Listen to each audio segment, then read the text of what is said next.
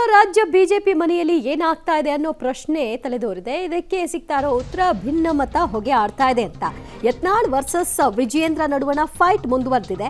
ಯತ್ನಾಳ್ ಬಣದಿಂದ ವಕ್ಫ್ ವಿರೋಧಿ ಹೋರಾಟವನ್ನು ಕೈಗೊಳ್ಳಲಾಗಿದ್ದು ಸ್ವಪ್ರತಿಷ್ಠೆಯ ಪ್ರತ್ಯೇಕ ಹೋರಾಟಕ್ಕೆ ಶೋಭೆ ತರಲ್ಲ ಅಂತ ಕೂಡ ಸ್ಟೇಟ್ಮೆಂಟ್. ರೆಬಲ್ ಯತ್ನಾಳ್ ಟೀಮ್ಗೆ ಬಿಎಸ್ವೈ ವಾರ್ನಿಂಗ್ ಅನ್ನು ಕೊಟ್ಟಿದ್ದಾರೆ. ಶಿಸ್ತು ಮೀರಿದರೆ ಕಠಿಣ ಕ್ರಮದ ಎಚ್ಚರಿಕೆಯನ್ನು ಕೂಡ ವಿಜಯೇಂದ್ರ ಅವರು ಕೊಟ್ಟಿದ್ದಾರೆ.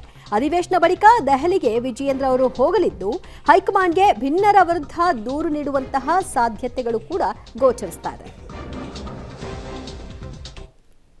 ಬಿಜೆಪಿ ಮನೆಯಲ್ಲಿ ಏನಾಗ್ತಾ ಇದೆ ಅನ್ನೋದಕ್ಕೆ ಸಂಬಂಧಪಟ್ಟ ಹಾಗೆ ಒಂದು ವರದಿ ಇದೆ, ನೋಡ್ಕೊಂಡು ಬನ್ನಿ. ರಾಜ್ಯ ಬಿಜೆಪಿಯಲ್ಲಿ ಭಿನ್ನರಾಗ. ಶಾಸಕ Yatnal versus Vijayendra. High command entry ಆಗುತ್ತಾ? ಉಪಚುನಾವಣೆ ಸೋಲಿನ ಮಧ್ಯೆ ರಾಜ್ಯ ಬಿಜೆಪಿಯಲ್ಲಿ ಆಂತರಿಕ ಭಿನ್ನಮತ ಉಲ್ಬಣಗೊಂಡಿದೆ. ಶಾಸಕ ಯತ್ನಾಳ್ ವರ್ಸಸ್ ವಿಜಯೇಂದ್ರ ಬಣ ಗುದ್ದಾಟ ತಾರಕಕ್ಕೇರಿದೆ. ವಕ್ಫ್ ಬೋರ್ಡ್ ವಿರುದ್ಧ ಯತ್ನಾಳ್ ಬಣ ಪ್ರತ್ಯೇಕ ಹೋರಾಟ ನಡೆಸುವ ಮೂಲಕ ಬಹಿರಂಗ ರಣಕಹಳೆ ಮೊಳಗಿಸಿದೆ. ಬೀದರ್ ಬಳಿಕ ಇದೀಗ ಕಲಬುರಗಿಯಲ್ಲಿ ವಕ್ಫ್ ಬೋರ್ಡ್ ವಿರುದ್ಧ ಜನಜಾಗೃತಿ ಅಭಿಯಾನ ಕೈಗೊಂಡಿದೆ. ಕಲಬುರಗಿ ನಗರದ ಎಸ್ವಿಪಿ ಸರ್ಕಲ್ನಿಂದ ಜಿಲ್ಲಾಧಿಕಾರಿ ಕಚೇರಿಯವರೆಗೆ ಬೃಹತ್ ಮೆರವಣಿಗೆ ನಡೆಸಲಾಯಿತು. ಯತ್ನಾಳ್ಗೆ ರಮೇಶ್ ಜಾರಕಿಹೊಳಿ, ಪ್ರತಾಪ್ ಸಿಂಹ, ಅರವಿಂದ ಲಿಂಬಾವಳಿ ಸೇರಿದಂತೆ ಹಲವರು ಸಾಥ್ ಕೊಟ್ಟರು. ಈ ಹೋರಾಟಕ್ಕೆ ಹೋಗಬೇಡ್ರಿ, ಈ ಹೋರಾಟ ನಮ್ಮದಲ್ಲ ಹೇಳುವಂತದ್ದು ಯಾರಿಗೂ ನೈತಿಕ ಹಕ್ಕು ಇಲ್ಲ. ನಮ್ಮ ದೇಶದ ಆಸ್ತಿಯನ್ನ ಉಳಿಸಲಿಕ್ಕೆ ನಾವು ಹೋರಾಟ ಮಾಡ್ತಾ ಇದ್ದೀವಿ ಬಂಧುಗಳೇ. ಇಲ್ಲಿ ಯಾರು ಮುಖ್ಯಮಂತ್ರಿ ಆಗ್ಬೇಕು ಅಂತ ಹೇಳಿ ಬಂದಿಲ್ಲ, ಯಾರು ನಾವು ರಾಜ್ಯಾಧ್ಯಕ್ಷ ಆಗ್ಲಿಕ್ಕೆ ಬಂದಿಲ್ಲ. ನಮ್ಮ ಹೋರಾಟ ವಕಫ್ ಸಲುವಾಗಿ ಬಂದೀವಿ. ಯಾಕೆ ಗಾಬರಿ ಆಗಿರಪ್ಪ ಅಣ್ಣಗಳೇ? ನಾವೇನ್ ತಪ್ಪು ಮಾಡಿವಪ್ಪ? ಅಂತದ್ದು ಶಿಸ್ತು ಕ್ರಮ ತಗೊಳಕ ನಿಮಗೆ ಧೈರ್ಯ. ವಕಫ್ ಭೂ ಕಬಳಿಕೆ ವಿರುದ್ಧ ಹೋರಾಟಕ್ಕೆ ಇಳಿದಿರುವಂತಹ ಬಿಜೆಪಿಯ ರೆಬಲ್ ಟೀಮ್ನ ನಾಯಕರಾದಂತಹ ಯತ್ನಾಳ್ ನೇತೃತ್ವದ ತಂಡ ಇವತ್ತು ಕಲಬುರಗಿಗೆ ಭೇಟಿ ಕೊಟ್ಟು ಇಲ್ಲೂ ಕೂಡ ಹೋರಾಟ ನಡೆಸಿದ್ದಾರೆ. ದುರಂತ ಅಂದರೆ ಬೀದರ್ನಲ್ಲಿ ಯಾವ ರೀತಿಯಾಗಿ ಸ್ಥಳೀಯ ಜನಪ್ರತಿನಿಧಿಗಳು ಕೈಕೊಟ್ಟಿದ್ರೋ ಅದೇ ರೀತಿ ಕಲಬುರಗಿಯಲ್ಲೂ ಕೂಡ ಮಾಜಿ ಶಾಸಕ ತೇಲ್ಕೂರ್ ಹೊರತುಪಡಿಸಿ ಬಿಜೆಪಿಯ ಓರ್ವ ನಾಯಕರು ಕೂಡ ಈ ಹೋರಾಟದಲ್ಲಿ ಭಾಗಿಯಾಗದೇ ಇರೋದು ನಿಜಕ್ಕೂ ಕೂಡ ಈ ಬಿಜೆಪಿಯಲ್ಲಿ ಒಂದು ಮನೆ ಮೂರು ಬಾಗಿಲು ಅನ್ನೋದರಲ್ಲಿ ಎರಡು ಮಾತಿಲ್ಲ. ಸ್ವಪ್ರತಿಷ್ಠೆಯ ಪ್ರತ್ಯೇಕ ಹೋರಾಟ ಶೋಭೆ ತರಲ್ಲ. ರೆಬಲ್ ಯತ್ನಾಳ್ ಟೀಮ್ಗೆ ರಾಜಾಹುಲಿ ಎಚ್ಚರಿಕೆ. ರೆಬಲ್ ಯತ್ನಾಳ್ ಅಂಡ್ ಟೀಮ್ ನಡೆಗೆ ಮಾಜಿ ಸಿಎಂ ಯಡಿಯೂರಪ್ಪ ಗರಂ ಆಗಿದ್ದಾರೆ. ಸ್ವಪ್ರತಿಷ್ಠೆಯಿಂದ ಪ್ರತ್ಯೇಕ ಹೋರಾಟ ಶೋಭೆ ತರಲ್ಲ, ಎಲ್ಲರೂ ಪಕ್ಷ ಬಲಪಡಿಸಲು ಸಹಕಾರ ಕೊಡಬೇಕು ಅಂತ ಎಚ್ಚರಿಕೆ ಕೊಟ್ಟರು. ಯತ್ನಾಳ್ ನಡೆ ಬಗ್ಗೆ ಹೈಕಮಾಂಡ್ಗೆ ಗೊತ್ತಿದೆ, ಮುಂದಿನ ನಿರ್ಧಾರ ಹೈಕಮಾಂಡ್ ಕೈಗೊಳ್ಳುತ್ತೆ ಅಂತಂದರು. ಇವತ್ತು ಬಸವನಗೌಡ ಪಾಟೀಲ್, ಯತ್ನಾಳ್ ಇವರೆಲ್ಲರೂ ಸಹ ಹೋರಾಟ ಮಾಡೋದನ್ನು ಕೈ ಬಿಟ್ಟು ನಮ್ಮ ಜೊತೆಗೆ ಒಟ್ಟಾಗಿ ಸೇರಿ ಕೆಲಸ ಮಾಡಿ ಅಂತ ವಿಜಯೇಂದ್ರ ಅವರು ರಾಜ್ಯದ ಅಧ್ಯಕ್ಷರಿಗೆ ವಿನಂತಿ ಮಾಡಿಕೊಂಡ್ರು. ಆದರೂ ಸಹ ಅವರು ಸ್ವಪ್ರತಿಷ್ಠೆಯಿಂದ ಇದೆಲ್ಲ ಮಾಡ್ತಿರುವಂಥದ್ದು ಅವ್ರಿಗೆ ಶೋಭೆ ತರುವಂಥದ್ದಲ್ಲ. ಈಗಲಾದರೂ ಅವರು ಜಾಗೃತರಾಗಿ ಬಂದು ಎಲ್ಲರೂ ಒಟ್ಟಾಗಿ ಸೇರಿ ಪಕ್ಷವನ್ನು ಬಲಪಡಿಸೋದಕ್ಕೆ ಅವರೆಲ್ಲರೂ ಸಹಕಾರ ಕೊಡಬೇಕು ಅಂತ ನಾವು ವಿನಂತಿ. ಬರಲ್ಲ ಅಂತಿದ್ದಾರೆ ಸರ್ ಅವರು.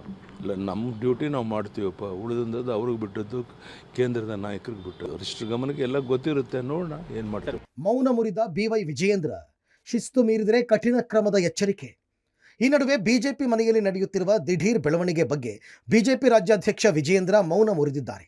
ಯತ್ನಾಳ್ ನೇತೃತ್ವದ ಬಣದ ವಿರುದ್ಧ ಶಿಸ್ತು ಕ್ರಮ ಕೈಗೊಳ್ಳುವುದಾಗಿ ಪರೋಕ್ಷ ಎಚ್ಚರಿಕೆ ನೀಡಿದ್ದಾರೆ. ಬಿಜೆಪಿಯಲ್ಲಿ ಅಭಿಪ್ರಾಯ ಭೇದಗಳಿಗೆ ಮುಕ್ತ ಅವಕಾಶ ಇದ್ದೇ ಇದೆ. ಪ್ರತಿ ಕಾರ್ಯಕರ್ತ, ಮುಖಂಡರು, ಹಿರಿಯರೊಂದಿಗೆ ವಿಶ್ವಾಸ ಹಾಗೂ ಪ್ರೀತಿಯನ್ನು ಗಳಿಸಿಕೊಂಡು ಪಕ್ಷ ಗಟ್ಟಿಗೊಳಿಸಬೇಕೆಂಬ ಹಂಬಲ ನನ್ನದು ಎಂದರು. ಒಂದ್ ಕಡೆ ಚುನಾವಣಾ ಸೋಲು, ಇನ್ನೊಂದು ಕಡೆ ಭಿನ್ನರ ಪಡೆಯಿಂದ ಪ್ರತ್ಯೇಕ ಹೋರಾಟ. ಈ ಮಧ್ಯೆ ಬಿಜೆಪಿ ರಾಜ್ಯಾಧ್ಯಕ್ಷ ವಿಜೇಂದ್ರ ಅವರು ಪಕ್ಷದ ಕಾರ್ಯಕರ್ತರಿಗೆ 2 ಪುಟಗಳ ಪತ್ರ ಬರೆದು ಧೈರ್ಯವನ್ನು ಕೊಟ್ಟಿರುವಂಥದ್ದು. ಚುನಾವಣಾ ಸೋಲಿನಿಂದ ಹತಾಶರಾಗಬೇಡಿ, ಎಲ್ಲರೂ ಕೂಡ ಒಗ್ಗಟ್ಟಿನಿಂದ ಮುಂಬರುವಂಥ ದಿನಗಳಲ್ಲಿ ಪಕ್ಷ ಕಟ್ಟೋಣ ಅನ್ನುವಂತಹ ಸಂದೇಶವನ್ನು ರವಾನೆ ಮಾಡಿದ್ದಾರೆ. ಈ ಸಂಬಂಧಪಟ್ಟಂತೆ ಮತ್ತೊಂದು ಮಹತ್ವದ ಸಂದೇಶ ಕೊಟ್ಟಿರುವಂಥದ್ದು, ಏನು ರೆಬೆಲ್ ಸಂಬಂಧಪಟ್ಟಂತಹ ಹೋರಾಟ ಪ್ರತ್ಯೇಕವಾಗಿ ನಡೀತಾ ಇದೆ, ಅವ್ರಿಗೂ ಕೂಡ ಒಂದು ರೀತಿಯಲ್ಲಿ ಪರೋಕ್ಷವಾದಂಥ ಎಚ್ಚರಿಕೆ ಕೊಟ್ಟಿದ್ದಾರೆ. ಪಕ್ಷದಲ್ಲಿ ಅಭಿಪ್ರಾಯ ಭೇದಕ್ಕೆ ಅವಕಾಶ ಇದೆ. ಯಾರೇ ಆದರೂ ಕೂಡ ಕಾರ್ಯಕರ್ತರಾಗಲಿ, ಮುಖಂಡರಾಗಲಿ, ಹಿರಿಯರೊಂದಿಗೆ, ಮುಖಂಡರೊಂದಿಗೆ ವಿಶ್ವಾಸದಿಂದ ಹೋಗಬೇಕು, ಆ ಮೂಲಕ ಪಕ್ಷವನ್ನು ಗಟ್ಟಿಗೊಳಿಸಬೇಕು ಅನ್ನುವಂಥ ಸಂದೇಶವನ್ನು ಕೂಡ ರವಾನೆ ಮಾಡಿದ್ದಾರೆ. ಇದರಲ್ಲಿ ರೆಬೆಲ್ಸ್ಗೂ ಕೂಡ ಪರೋಕ್ಷವಾದಂಥ ಎಚ್ಚರಿಕೆಯನ್ನು ವಿಜೇಂದ್ರ ಅವರು ಕೊಟ್ಟಿದ್ದಾರೆ. ಅಧಿವೇಶನದ ಬಳಿಕ ದೆಹಲಿಗೆ ವಿಜಯೇಂದ್ರ. ಹೈಕಮಾಂಡ್ಗೆ ಭಿನ್ನರ ವಿರುದ್ಧ ದೂರು ಸಾಧ್ಯತೆ. ರೆಬಲ್ಸ್ಗಳಿಂದಲೂ ದೂರು ಕೊಡಲು ಪ್ಲಾನ್. ಒಂದು ಕಡೆ ಉಪಚುನಾವಣೆ ಹೀನಾಯ ಸೋಲು, ಇನ್ನೊಂದು ಕಡೆ ಬಣ ಬಡಿದಾಟ. ವಕ್ಫ್ ಹೋರಾಟದಲ್ಲಿ ಬಿಜೆಪಿ ಬಣ ಬಡಿದಾಟ ಬೀದಿಗೆ ಬಂದಿದೆ. ಹೀಗಾಗಿ ಅಧಿವೇಶನದ ಬಳಿಕ ದೆಹಲಿಗೆ ತೆರಳಲು ವಿಜಯೇಂದ್ರ ನಿರ್ಧರಿಸಿದ್ದಾರೆ. ಹೈಕಮಾಂಡ್ಗೆ ಭಿನ್ನರ ವರದಿ ಕೊಡಲು ಮುಂದಾಗಿರುವ ವಿಜಯೇಂದ್ರ ಶಿಸ್ತು ಕ್ರಮಕ್ಕೆ ಒತ್ತಾಯಿಸುವ ಸಾಧ್ಯತೆ ಇದೆ. ಅತ್ತ ರೆಬಲ್ಸ್ಗಳಿಂದಲೂ ದೂರು ಕೊಡಲು ತಯಾರಿ ಆಗ್ತಾ ಇದೆ. ಒಟ್ನಲ್ಲಿ ಬಿಜೆಪಿಯ ಬಣ ಬಡಿದಾಟ ಬೀದಿಗೆ ಬಂದಿದೆ. ಹೈಕಮಾಂಡ್ ಮಧ್ಯ ಪ್ರವೇಶಿಸುತ್ತಾ ಕಾದು ನೋಡಬೇಕಿದೆ. Bureau report, public TV. ರಾಜ್ಯಾಧ್ಯಕ್ಷರ ವಿರುದ್ಧವೇ ನಡೀತಾ ಇರೋ ಹೋರಾಟ ಆಗಿರೋದ್ರಿಂದ ಅವ್ರ ಕಂಟ್ರೋಲಲ್ಲೂ ಈಗ ಇಲ್ಲ.